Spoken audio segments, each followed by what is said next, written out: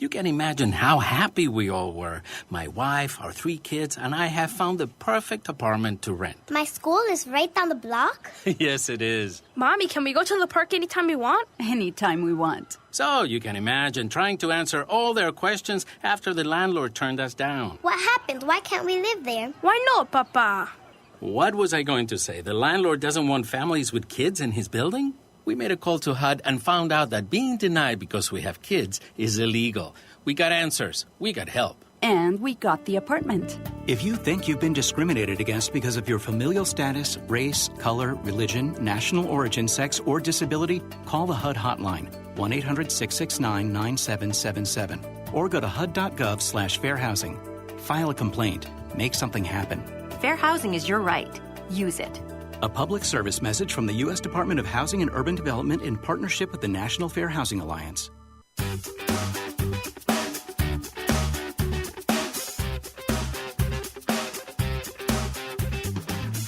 Welcome to Let's Talk Spokane, where host Ryan McNeese seeks out and discusses the latest on a variety of hot local topics.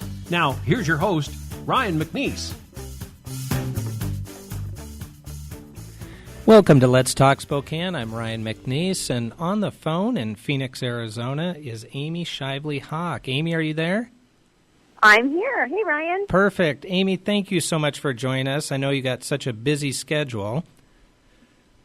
I am more than happy to do it. Thanks for having me. You bet. Well, Amy, let's jump right in and chat about the book that you've recently written called 6 Years in the Hanoi Hilton, An Extraordinary Story of Courage and Survival in Vietnam, which is about your dad, Jim Shively. Tell us a little bit about that book, and then we'll go further. Okay, sure. Well, I wrote the book after he passed away. I found some tapes that he had made with a reporter up in Spokane. And, you know, my dad was a fighter pilot in Vietnam, and he was, of course, in combat training and then shot down over Vietnam.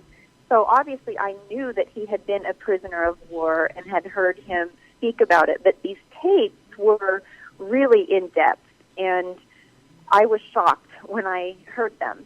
So I listened to the tapes. I had about 10 or 12 hours of his recording, and I just knew when I was listening that this needed to be put into a book. So I ended up writing a book about him.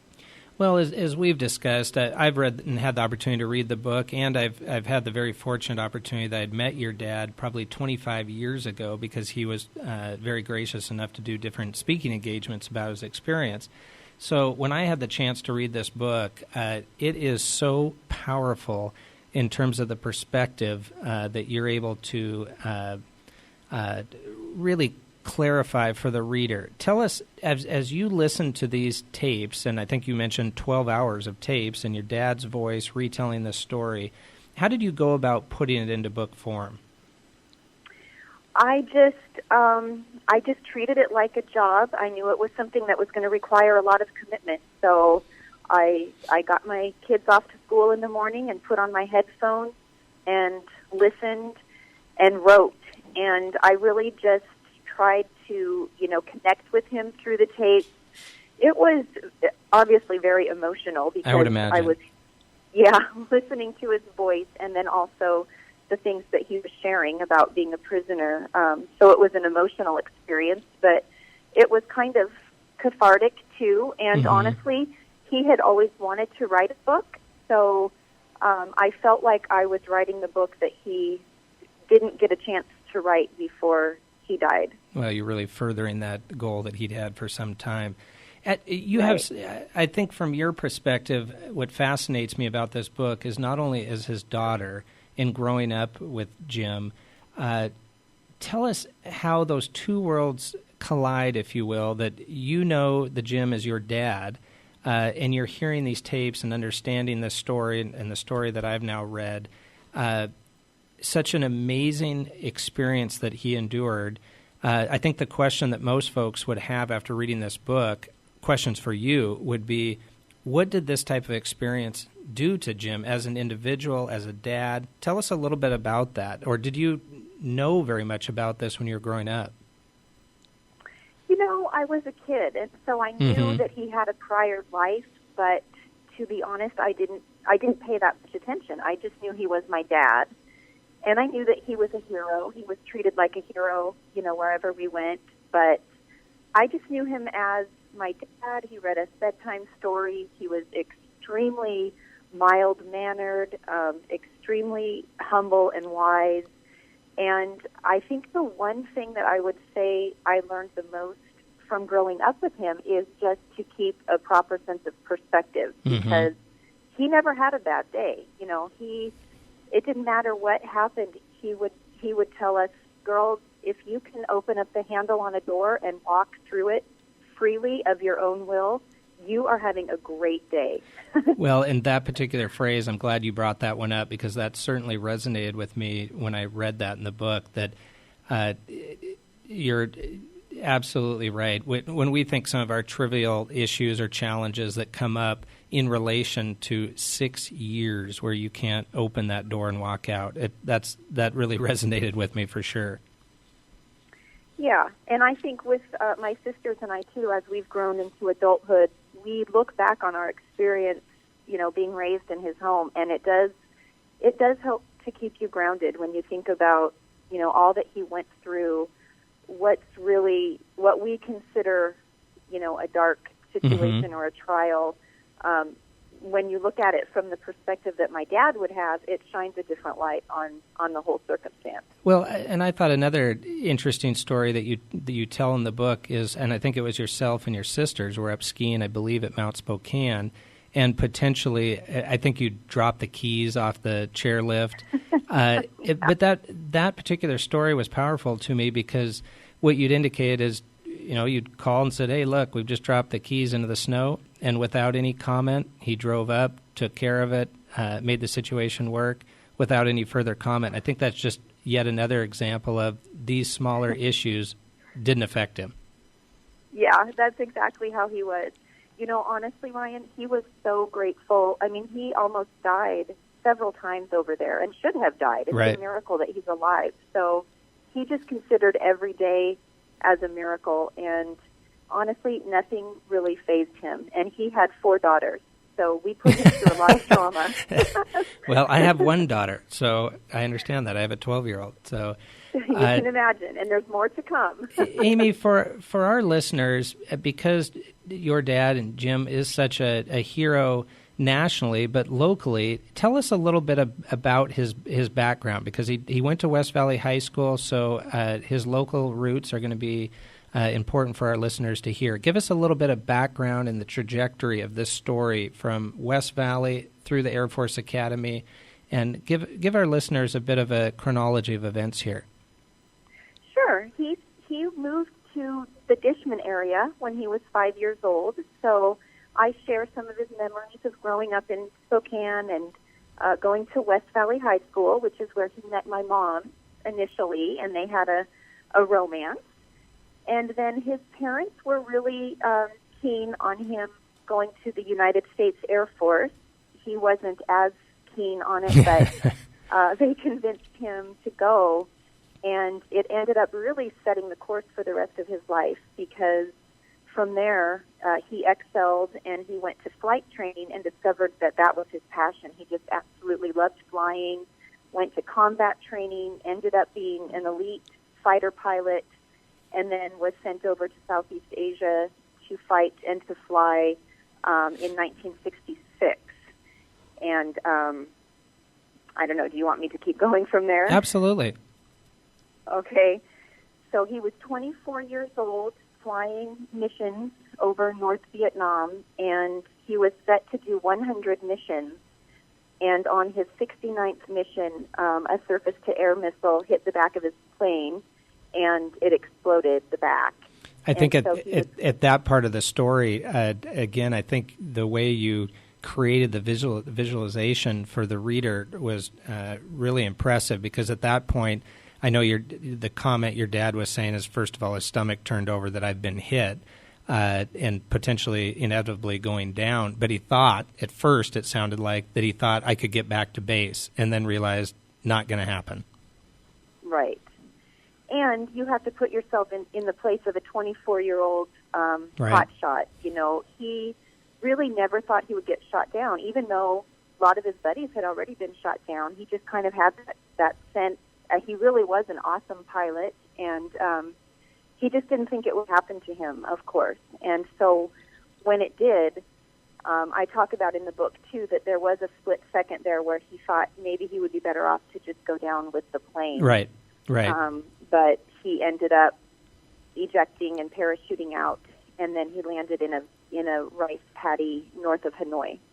And it sounded like at that point it didn't take long for the villagers to surround him. No, it didn't take long at all. In fact, I think that they had probably seen him parachute out because, they came for him right away, and the North Vietnamese army came with their AK-47s, and so there was really no opportunity for him to escape at all.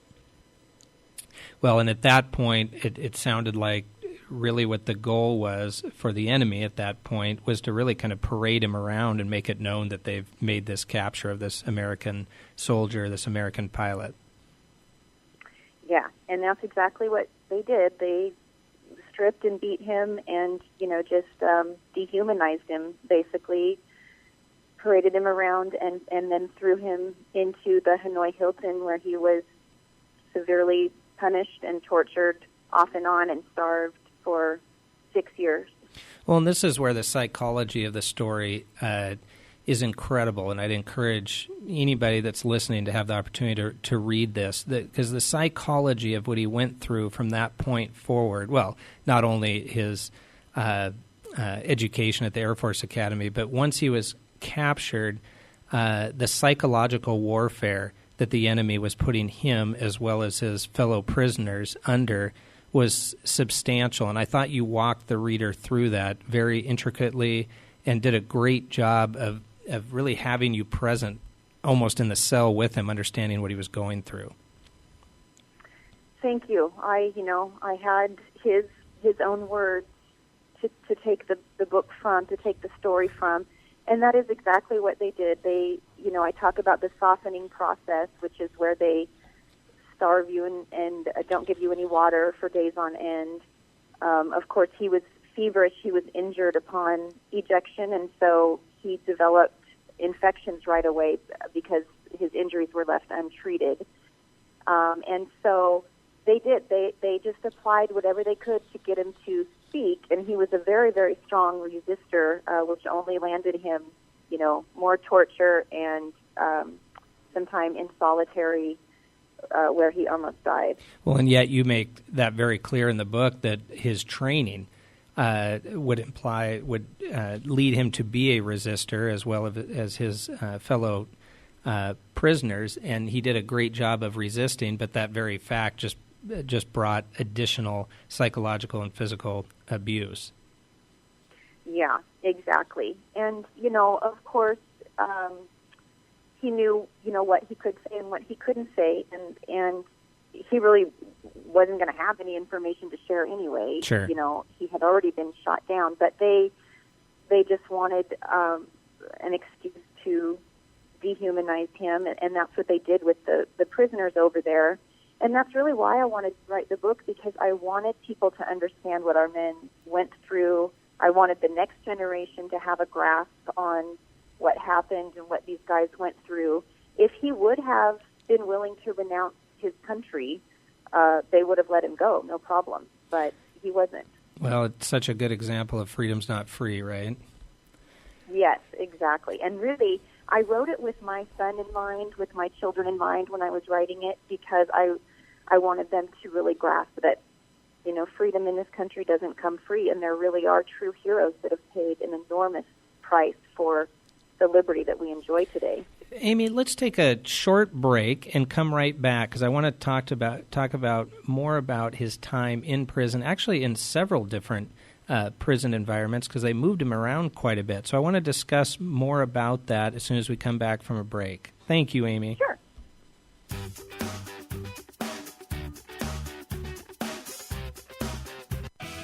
In touch, online all the time.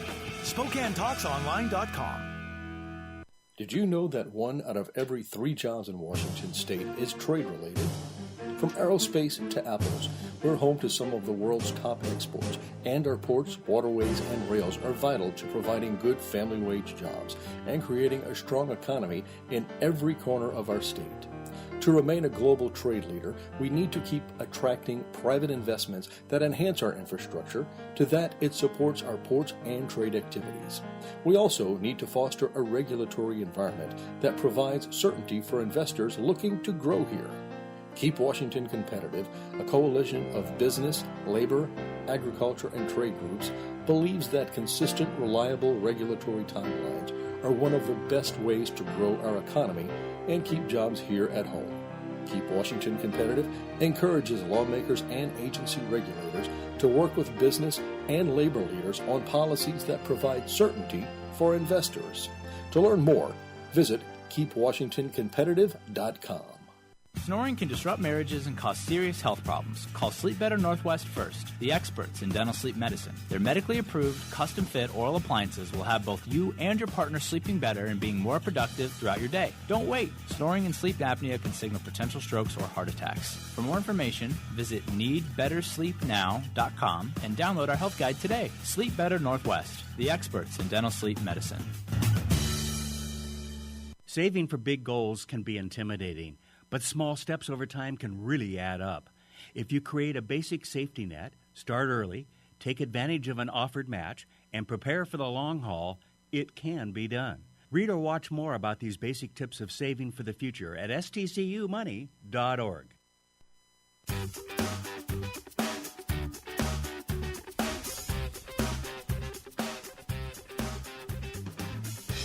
Welcome to Let's Talk Spokane. We're back. I'm Ryan McNeese, and we're on the phone with Amy Shively Hawk, that is the author of 6 Years in the Hanoi Hilton, which is an amazing, extraordinary story of courage and survival in Vietnam of her dad, Jim Shively. Amy, you still on the phone?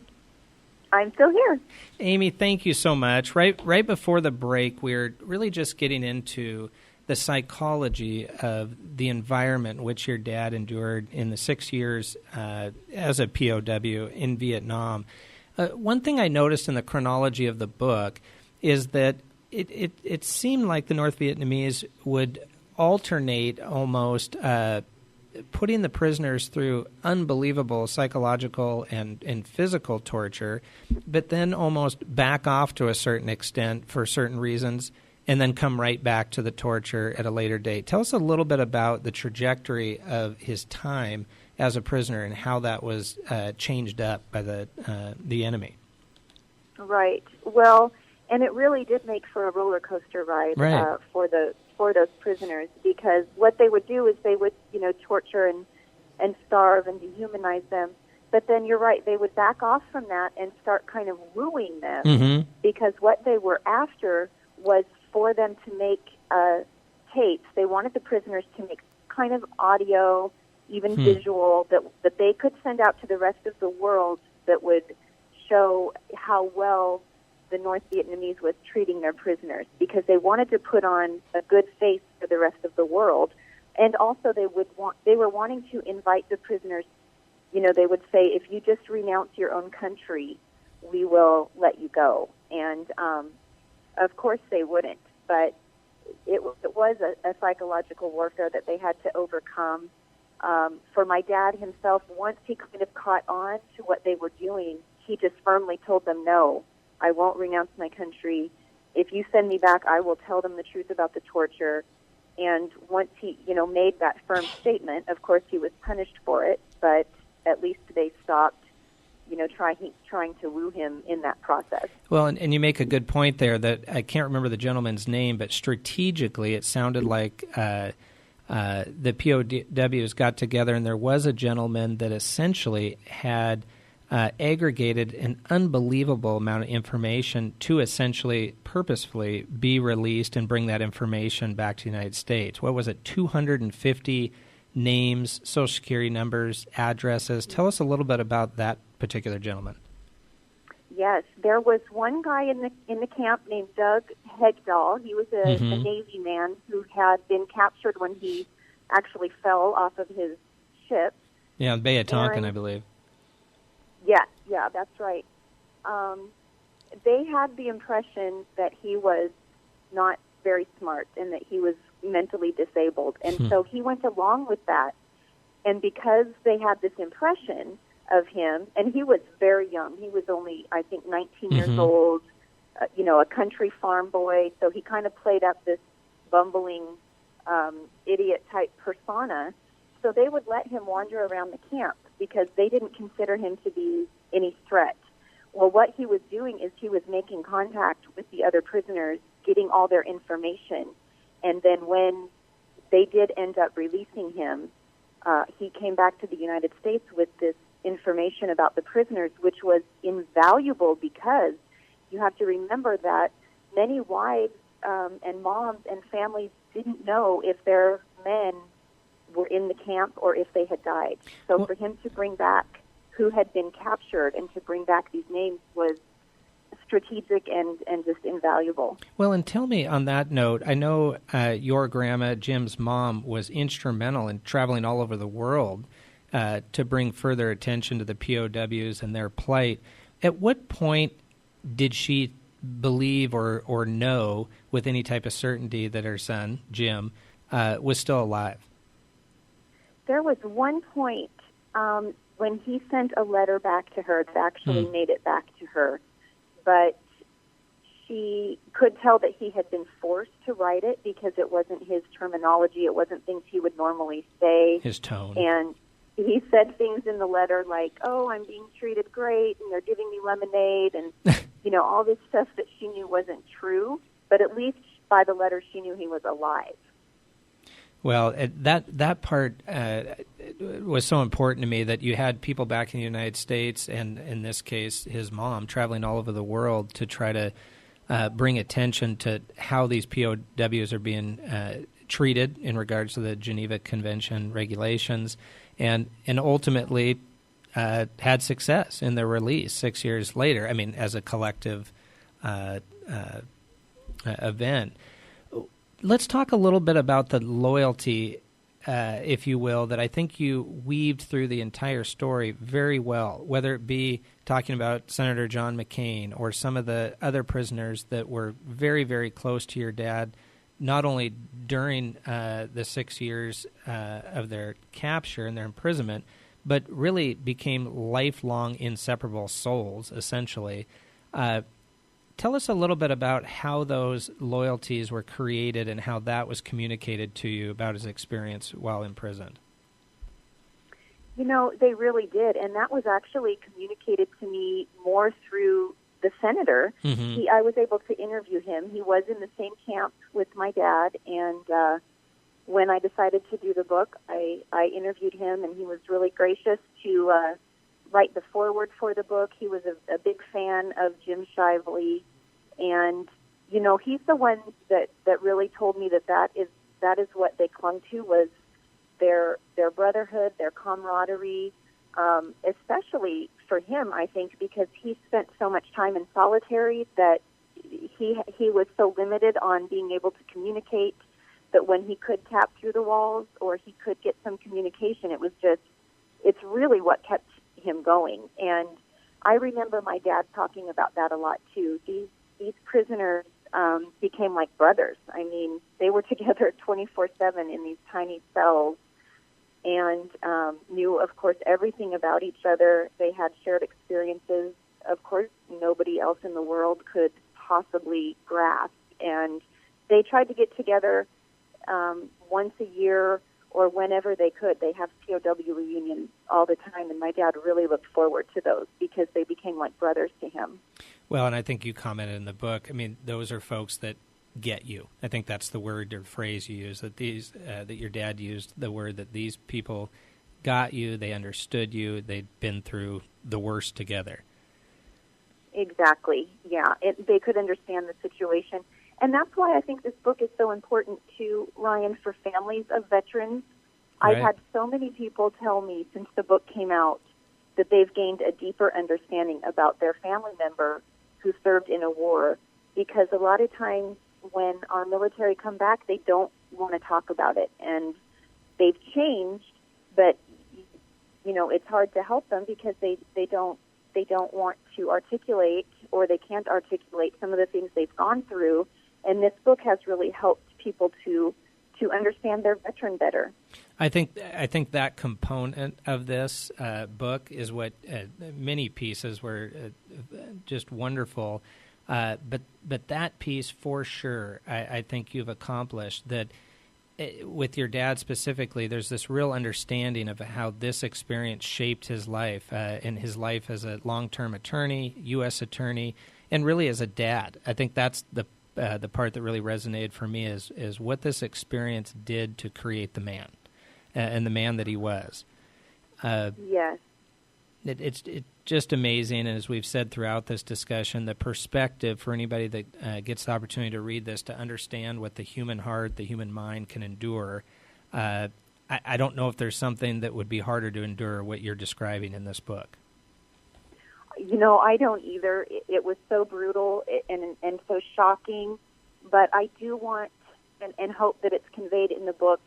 The whole message of my dad's life is hang on to hope and don't give up, because if he could live through hell for 6 years and come out the other side and be successful and win back the woman of his dreams and go on to raise 4 daughters and become a very successful attorney who advocated for veterans' mental health rights, he did all of this in the second chapter of his life. If he had killed himself or had, not had that courage in his spirit to endure, that all that good stuff wouldn't have happened. So the message of his life is hold on to hope, never give up.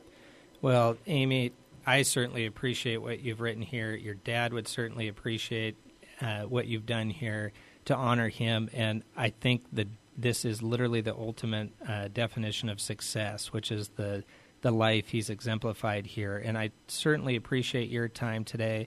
I know you have a busy schedule, and I'd imagine, are you traveling around the country at this point, promoting the book at different locations? I am. I get to travel and promote, and that's really fun. I'll get to go back to Washington, D.C. in a couple of months and speak to some veterans back there, so I'm enjoying it.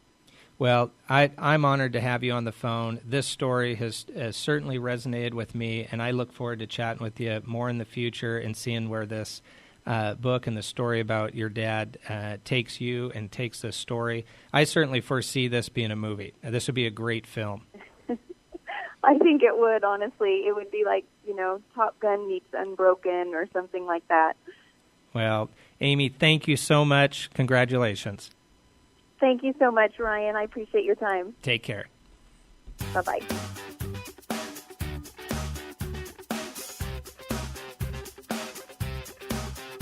Let's Talk Spokane is produced in Spokane, Washington by SpokaneTalksOnline.com, which is solely responsible for its content. Ask us a question, recommend a guest, and hear this program again online anytime at SpokaneTalksOnline.com. Thanks for listening. Hi, this is Kent Adams, co-host of Business Talks. I'd like to introduce you to a couple of friends, Lisa and Alan Gwaltney of Window World. I've known Lisa and Alan for a number of years and know them to be honest and caring folks. They take pride in their windows, sliding doors, and blinds. So when it comes to your home, call them direct at 509-456-5880. That's Window World of Spokane and Coeur d'Alene. And if you tell them Kent sent me, they'll give you 5% off a 5-window installation. Call them today at 456-5880. Last year alone, Avista customers saved over 53 million kilowatt hours of energy. How? By caulking their windows, programming their thermostats, replacing their incandescent light bulbs with LEDs. Simple things, really. But the energy they saved was enough to power more than 4,000 homes for an entire year. Way to save, everyone. Way to save. Find your way to save at AvistaUtilities.com.